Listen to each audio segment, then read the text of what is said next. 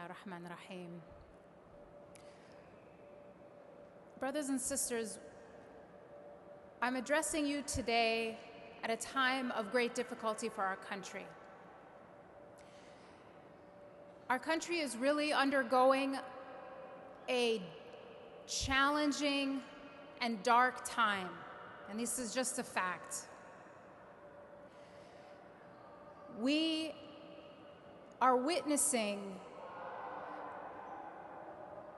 an era of fear.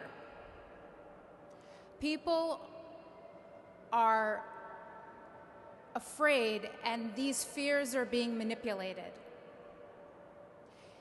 I have never in my life witnessed an election cycle where fear has been instrumentalized like the one we're witnessing today. But it's important that as we live through this time, that we see it for what it is. And so while the last two speakers have so wonderfully laid out the case for why we should vote, I'd like to talk to you today about the paradigm that we should have as we live through, and I hope thrive and lead in a time of great difficulty. How should we perceive what is happening around us? How should we be feeling? What should we see as our role in this time of challenge for our country? And to begin, I want to share with you a story. It's a story from the Quran that I think applies so beautifully to some of the challenges that we're witnessing today. Now, all of us are familiar with the story of Sayyidina Dawood alayhi salam, and Goliath, David and Goliath. It's a story that transcends traditions. It's a story of one man slaying a giant. It's usually used as a metaphor for the underdog being victorious against incredible odds. Good over evil. But there's a story that came before that. There's actually a story on the way to that battle that I think is incredibly important to keep in mind. In ayah 249 of Surah Al-Baqarah, Allah tells a story in one ayah that I'm going to summarize for you right now. And I want you to listen very carefully to what happens. So the commander of the army that was marching on the way to go fight Goliath, the giant, his name is Talut, or Saul, in the English sort of Hebrew tradition. In the story in the Quran, he tells his army, as they are walking toward this epic battle, that they will be tried with a river. That there will be a river, and it's a test for them. And he said, those who drink from this river are not with me, are not of me. And those who do not drink, do not indulge in the drinking of this river, are with me. But those who drink just one little bit are still forgiven. And here's what happens after this warning. That most of the people in this army, on the way to this epic battle, drink their fill of the river.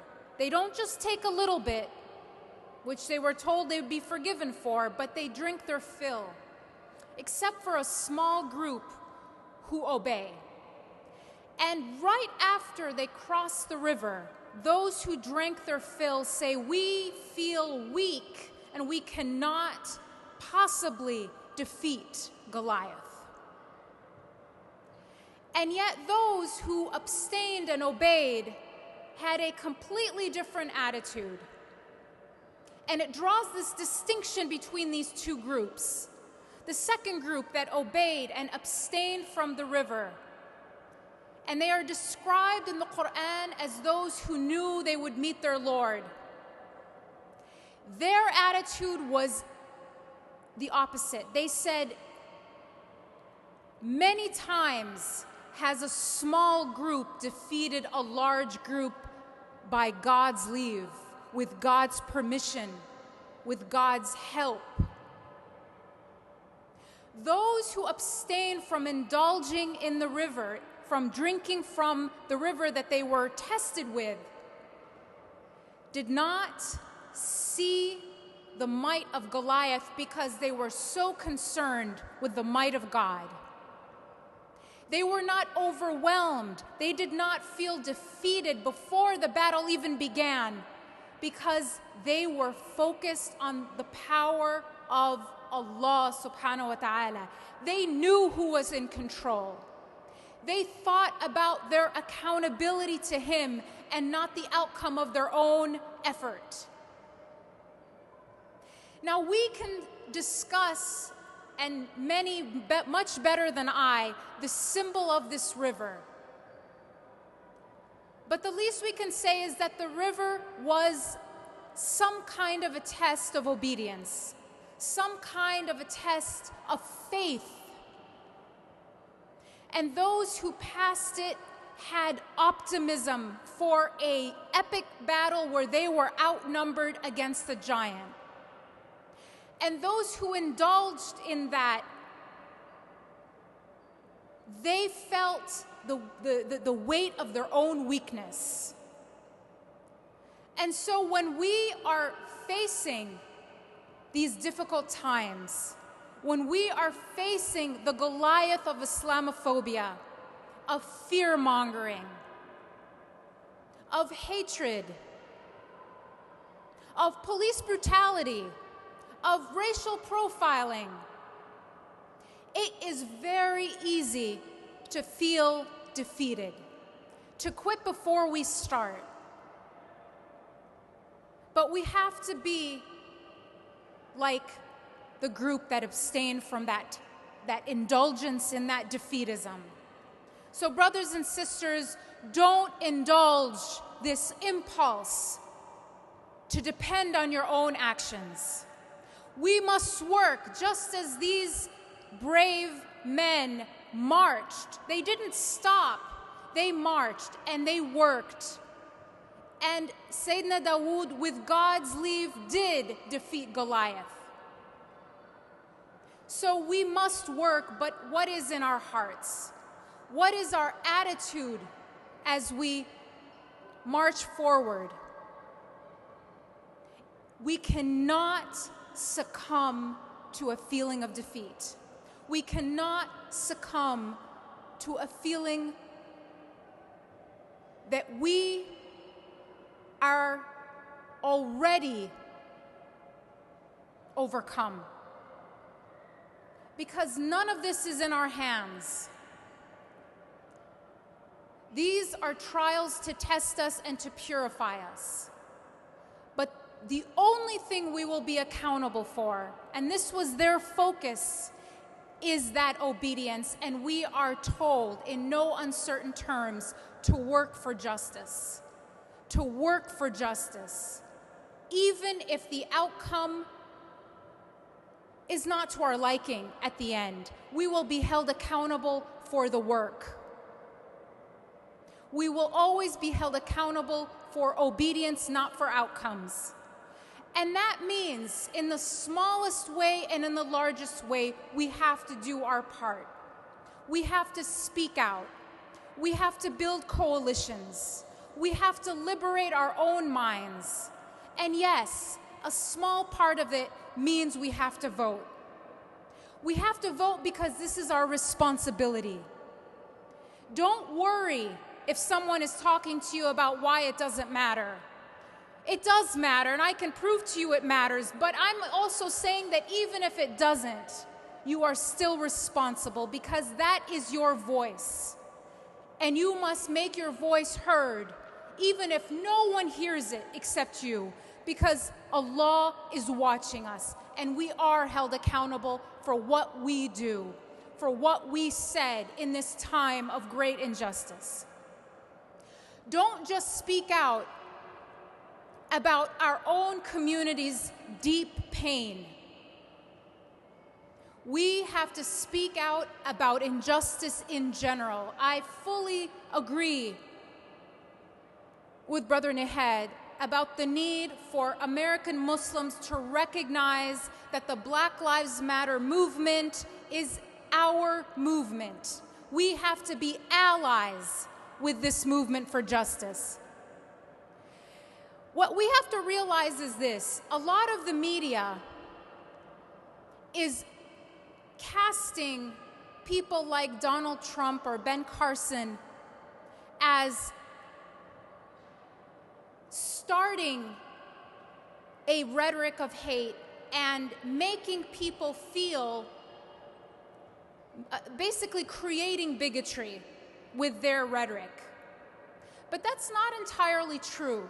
That's partially true. What they're also doing is riding a wave of existing bigotry. And I'll explain. And this also should explain why we have to build coalitions, because this isn't just our problem. 2 years ago, there was a very important report that came out by the Southern Poverty Law Center, who was tracking the growth of white supremacist hate groups, and found that 2 years ago, not last month, there was an alarming growth in this cancer of white supremacy hate groups, that they were literally multiplying like a virus. That within these groups, the ones that were focused almost entirely on anti-Muslim rhetoric and an anti-Muslim narrative had grown by 300%. Just the subgroup within the white supremacy movement focused on Muslims had grown by 300%, and this was 2 years ago. So it is hardly a wonder why these demagogues exist, and why these political figures exist, and why their rhetoric is focused on an anti-immigrant, anti-Latino message, because that was also a growth, and an anti-Muslim message. Donald Trump is in every way a businessman. He finds the trends in the market, and he produces products to accommodate and to serve a market. He has created a product for an existing market. That product is himself as a political candidate. He is not the problem. So overemphasis on him as an individual is actually somewhat counterproductive. He is a symptom of a much more serious problem, and that is this growth of an underlying stream of growing white supremacist tendencies among many people in our country. These don't just hurt Muslims. We have one common danger to our country as a whole, but everybody is looking at it as a separate issue. Anti-immigrant rhetoric, anti-Muslim rhetoric, police brutality and police fatal shootings of Black people with impunity. They are all symptoms of the exact same virus in our country. And we have to understand this. And we have to work on it as if it were the same problem.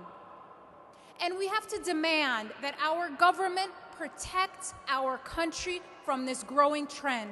This is a documented trend. This is not something we're making up.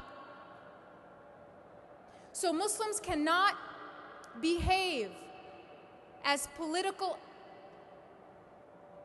protagonists in their lives as if we are being targeted as a group by ourselves, because we're not.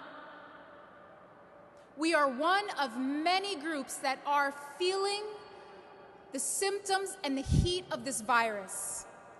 So we must act in coalition. And we must see this as a threat to every single American. You see, the second thing I want to make sure that I leave you with in the time I have is that the rhetoric that we see results in anti-Muslim sentiment. But it's important to understand, as I've said many times before, that anti-Muslim sentiment, hatred of Muslims, and the spike in hatred of Muslims is not something that coincides with terrorist acts. At least when you look at the data from 2001 until 2013. It does not follow the evil acts of extremists. Instead, it spikes around the run-up to the Iraq War and in the 2008 and 2012 presidential campaigns among Republicans. This is a manufactured phenomenon. It is a well-funded, well-organized phenomenon. But it doesn't just impact Muslims, it impacts every single American because it's fueled by fear, and fear kills freedom. So it is on us to work in partnership with other people of conscience and other lovers of justice to save our country from this virus. Thank you.